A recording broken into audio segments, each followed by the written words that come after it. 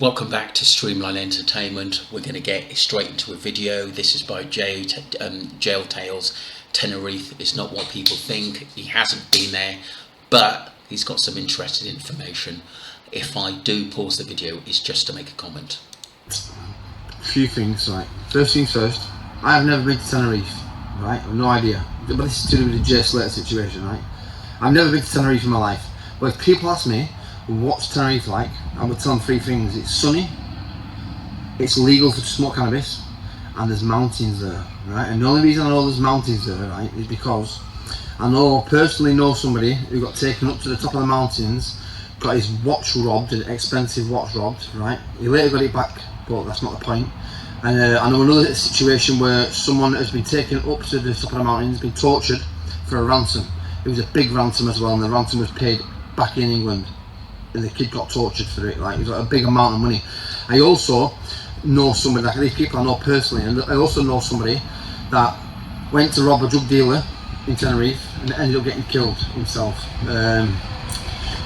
So just what he's saying at the end of the day, it's big time. It is big time. I think if you're willing to participate, you're taking a chance. I know hundreds of people down the years who've moved out there, spent time over there. Before the Jay Slater case come up, I knew a lot about what was going on there. My dad's friend lived there for a little while. My older brother's friend lived there for a little while. Things go down, and like I said, if you're not, how can I put this? If you're looking to earn money and you upset someone, it could cost you. Put it that way. Jay Slater thing going, like, he's not gone missing. He's not just gone missing and everyone's looking for him. Where is he? He might be lying here. Like, he won't be coming back. If someone's had him and it's that kind of situation, that kind of party, then I wouldn't expect to find him alive. But hopefully you do. Hope you do. But I just can't see it. I genuinely can't see it. But Tenerife, yeah, it's not as as people think. You know what I mean? Like these situations, I know the people. I personally know the people that it's happened to and the people that done it. So yeah, that's what I know about Tenerife Mountains anyway. So, and also, a lot of people have said to me on my channel, why do people get taken up there? And there was many answers at the end of the day. I think there'd been a lot of people go missing up there, criminal activity, people kidnapped, and like I said, possible ransom. That goes on a lot. I had a friend who is a businessman, travels all over the world, went to Ghana for a business deal. Luckily, he took someone who's sort of security bodyguard, who's a friend of his, and they were taken somewhere where they were told that there was a lot of money to do business with. When they realised what was going on, it was just basically for them to export money out of Accra back to England, but they had to pay 20,000 up front, but they couldn't leave unless this 18,000 was up front. But he was told, the guy, pretty legit, and said he didn't know what he was walking to. He just thought it was a business deal. And I said sometimes greed can sort of get in the way, and we put on, rosy glasses. But I said, if it's too good to be true, then just don't do it. There's something deceptive about it, which doesn't, ring right with myself. That's what I told him anyway, but like I said, and that was only a few months ago.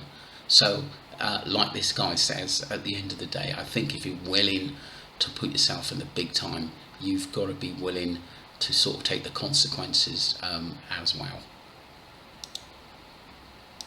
Welcome back to the second part. I'm just going to play this video. I will pause it once you get the gist of what he's saying. It's very, very important, this information which he's about to share. because I think a lot of people believe in the national news and that's it, and they're not thinking outside the box. I truly do think this. Sometimes the majority of people on my site have been absolutely brilliant, 80%, but there's 20% who thinks, oh, this case is closed, the police have said so, the news have said so, but they're not thinking outside the box. Morning guys, just let situation, it's all over my FYP. I'm nosy, I read the videos, just like you're nosy and you watch my videos. But first things first, before we even start, who on earth goes into the mountains with two Somalians to an Airbnb that they've just booked? Like, what? That's the setup. I think they've set him up to get him up there. They've got him up there for a reason. Like, you don't get up there, say, come on, let's go and party, get there and then go to sleep. I tell you what's happened. I'm going to solve it for you right here, right now, yeah? Qasim has made a statement, yeah? Qasim has made a statement. The Somalian, that's the one who's come forward, one who's not come forward. The one that's come forward and made a statement, yeah? Well, let me just pick this apart quickly, right? Jay Slater came here alive. Jay Slater left here alive. That is me distancing myself. He was here and he was alive when he come here. He was alive and left here. I had nothing to do with it. I was inside the house. I did not do nothing wrong, right? But that's him distancing himself from it, yeah? But he knows who took him. Whoever the two people were that knocked on the door, like to tell a lie, you're so intrusive where you think you're going to be caught out. CCTV and stuff like that, right? When they've come up, before they come up the mountain, he said, we went into a shop or a cafe or wherever. That happened because when they give a statement to the police can go and check the CCTV. So he's going to be on CCTV, so he's going to say a bit of truth. It was in the shop. He was in the shop. No two ways about it, right? Also, when he said someone knocked on the door and asked me to move my car, that's who took Jay. Like, that is who took Jay. I'll tell you why. Yeah. That's another way he's put through in another truth. He said, come on, get out and move the car. He hasn't got out and moved his car at all. Or if he's got out and, he's got out and moved his car, but someone hasn't knocked on and said, can you move your car? Because I can't get past, or can you move your car because I'm doing this, blah, blah, blah. He's took himself away from what's going on with Jay behind him. He doesn't want to see, he doesn't want to know. He set it up, but I don't want no inclusion to everything else has gone on. He has turned a blind eye, gone in his car and moved his car or fucked around in the car. Why whoever's knocked on the door, do what they do with him and put him in the car, Jay in the car, or whatever's gone on. That's how it's gone down anyway, because you've got to throw some truth in when you tell a lie in the parts where you think you're going to get found out. That's truth, that's a fact. I've done it before myself. I've told lies and I've always added thing. Look, I robbed this money. It was here when I got to the house, but when I left it was still there. Nothing to do with me. That's how it goes. That's how it is, guys. Hope he gets found for his family's sake, but can't see it. And sorry, that's the end of the video. That video. That's a big statement. I honestly do believe in my theory that he could have been taken from that house, and that photo with him with that bed cover around whoever that was makes me think that there were more than two people there. That was kind of odd. And that woman who said she saw Jay leaving may have been paid off to say that, because it was quite kind of odd, because it wasn't her. She was the owner, or her and her partner or husband was the owner of that property at the end of the day. So that definitely, the way he's put that as well, that definitely seems like to me is a setup. If someone told you that story from scratch at the end of the day, most people would say there's definitely something bent about what happened. I think basically the Airbnb, basically where I think the majority of what happened to Jay either went down there or when he was transferred into a car. I just think it was set up brilliantly in some ways. I know it's bad for Jay and his family, but I think it was set up kind of brilliant so people were covered. But everyone thought that basically what he said was very, very suspicious, the way it actually came across. So that's just an interesting sort of point that he made and he's thinking outside the box too. I thought this was quite interesting as well, because I never really thought that they would. It did cross my mind very first when I first heard the case. Were they a couple? But this is a bit of interesting information. On Jay Slater and Lucy Law, as you can see below, it is a new updated picture where they are both in the club together. It seems that he looks a bit angry, and she looks like she's speaking to him in a caressively way, if that's a word. But maybe, just maybe, they're more than a partnership. Maybe they're in a relationship. Maybe they've been meeting over these years. More and more things are coming out every single day, and I don't think years, because I do believe they met in March at the end of the day, because they would have been photos, there would have been some kind of, maybe they've come across each other, they did know each other, but I think the main meeting was in March at the end of the day, but they could have been having relationships. And him going over there for the first time, I'm wondering whether he was a bit peeved, because he was surprised how many men and boys she knows, and big league guys. This is what I'm thinking, and maybe that could have been one of the reasons why he wanted to maybe get some revenge. Or was she sleeping with one of these big time guys? You don't know, but that could have been an issue nobody has really talked about. Were they seeing each other? And him going out there for the first time, seeing how she lives, and where she getting all her garms and money to go out there. It could well be in the story a love triangle. Try and get the news to you as fast as fuck. So the word on the street is this is the new image, so you heard it here first. Also, it seems that there's been a breakthrough with the mother. She was in the police station yesterday for 6 hours, saying there's been a new thing with two men that was seen with him, and obviously Jay looked worse for wear. Was it a setup? Was she in love? Was he in love? Was it a fallout? Maybe he got angry with someone. New storylines every single day. To be honest, I've never really thought that they could have been together. And it make a good point that, he saw her life over there and the people she knows and stuff. And like I said, she said a lot, wanted you to come out and meet some friends. At the end of the day, have a party, have a good time. And like I said, could have been taken back in how many people she knows. And, people respect her out there at the end of the day. Men like her, boys like her. You know it is, because like I said, she is an attractive girl. She's going to get attention.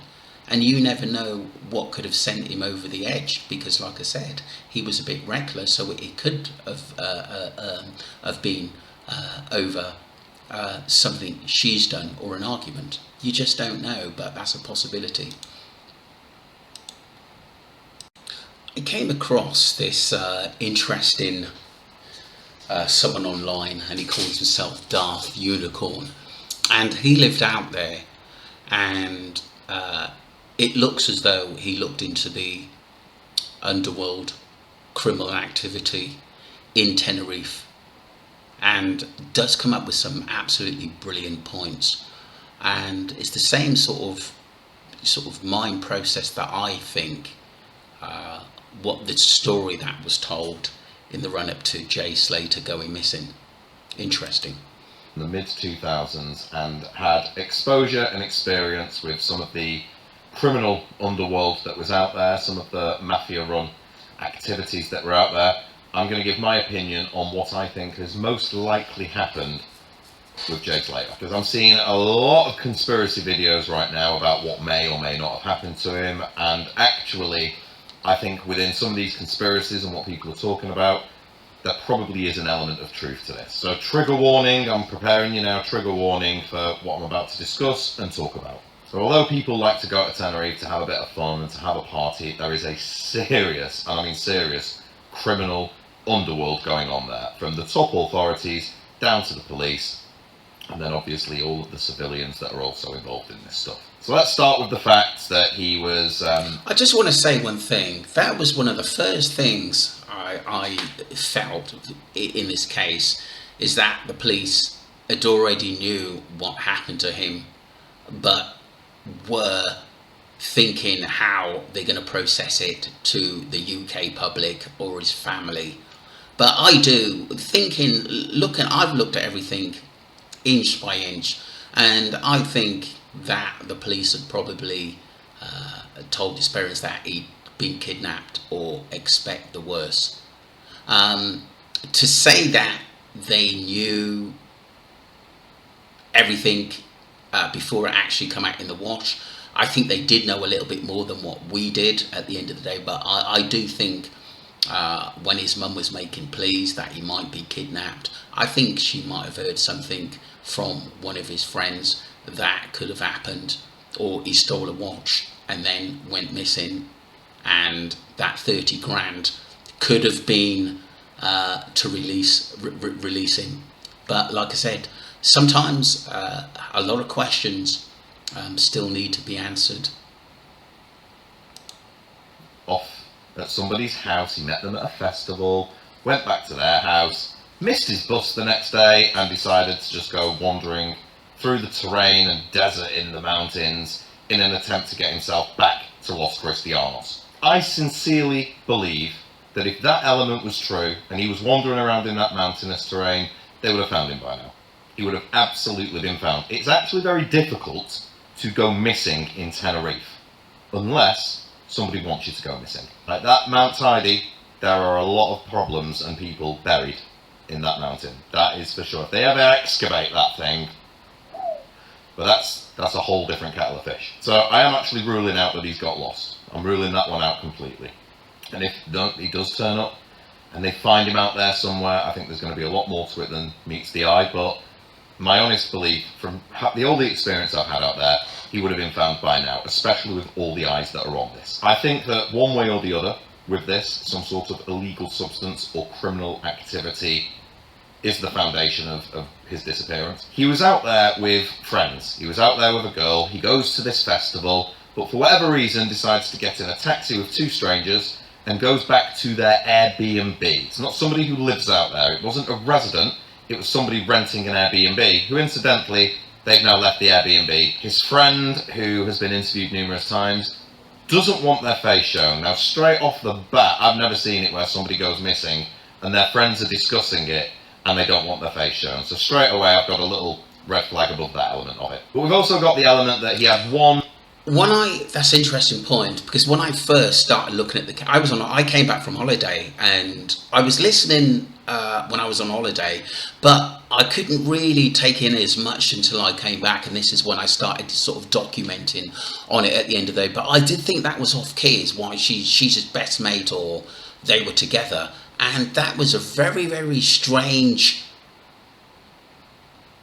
interview, by both, by Brad and her. More about the other friends that were with him. Why didn't they give an interview, or they just didn't get him involved? He's not my mate now at the end of the day. I'm nothing to do with this. Because that's what it seemed. I just think they just wanted to cut ties. I know Lucy, at the end of the day, she reported it to the police and stuff, but a lot of people still think that interview was very, very odd and very, very, very, very strange, and that she was hiding something.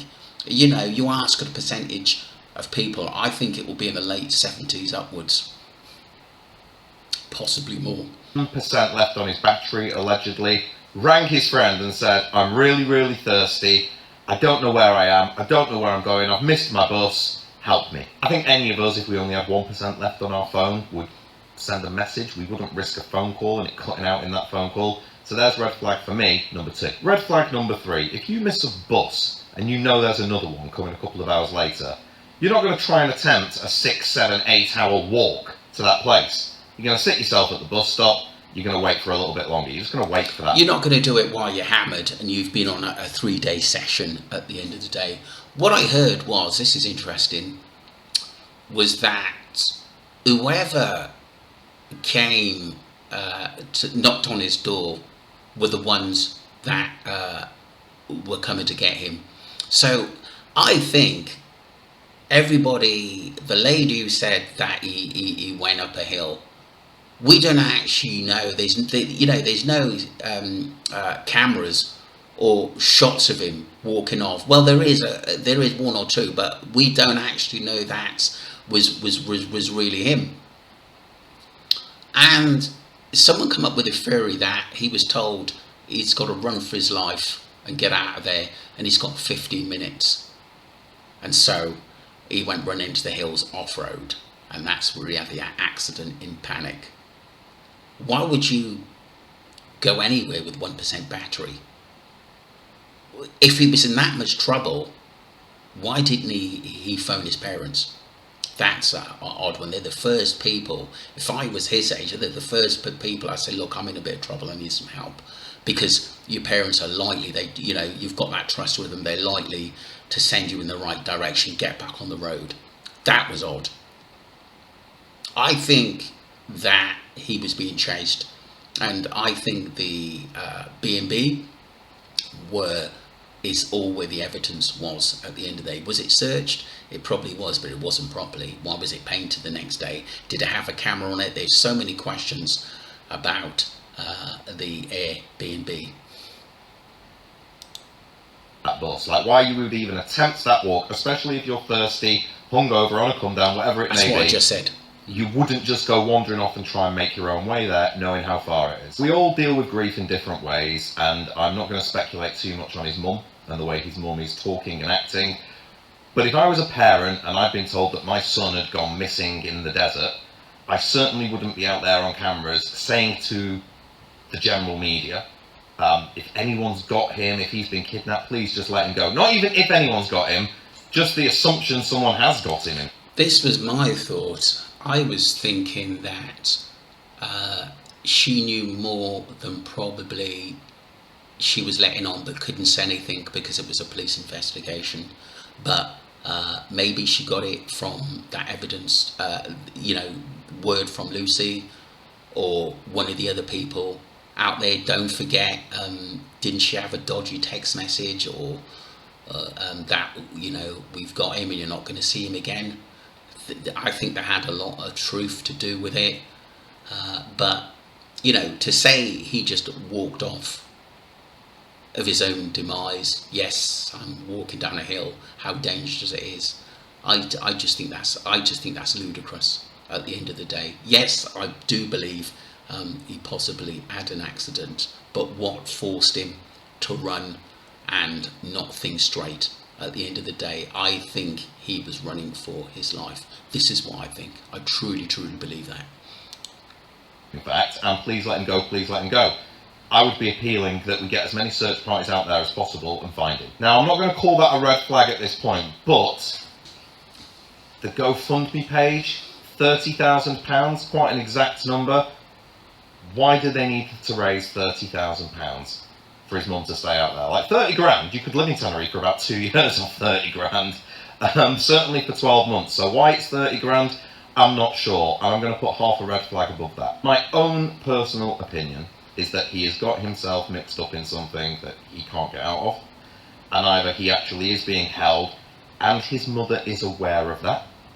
The fact that the young lady who was his friend and was out there with him doesn't want to be shown, again, makes me feel that there could be some element there to that as well. Because let's face it, you go away on holiday with your friends, you don't just go to a festival and say, by the way guys, I'm disappearing off into the mountains with these two blokes who I've never met before, and we're just going off. Either he knew them before he went away, or in some way they knew him. Because I'm going to say it again, you don't just go missing on that island. If you disappear off the face of the earth on that island, it's because one of three things have happened. You are in hiding, or someone has forced you to hide. You have got on a plane and you've already left the country, or you're buried up Mount Tidy or one of the areas somewhere. That's it. That is literally it. I think if he is found alive, there's going to be a hell of a lot more to this story that's all going to come out, and I think that GoFundMe will be linked to it. If he is actually... I think that, if my viewpoint, if he was found alive, I think he may have had to exploit